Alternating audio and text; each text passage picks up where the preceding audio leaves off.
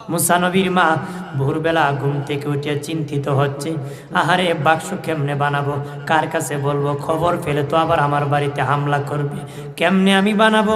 ভোরবেলা দেখে এক ফেরিওয়ালা মিস্ত্রি বাড়ি বাড়ি ঘুরতেছে, আর তার বাড়ির সামনে আসে, আম্মা বাক্স বানাইবানি, কোনো কাজ করাইবানি, আমি ফেরিওয়ালা মিস্ত্রি আসছি, বাড়ি বাড়ি যাই আমি কাজ করি। মুসা নবী মা মনে মনে কয়, পুরুষের নাম বলায় না, মা মা বলতেছে, গো আম্মা, ও মা কেউ আসেননি বাক্স বানাইবা?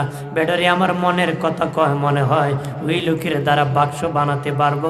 ডাক দেয়া কো মিস্ত্রি কি কি বানাইতে পারবো? মা আপনি যদি বলেন একটা বাক্স বানাবেন, সমুদ্রে বাসাবেন, এরকম বাক্স আমি বানাইতে পারি গো।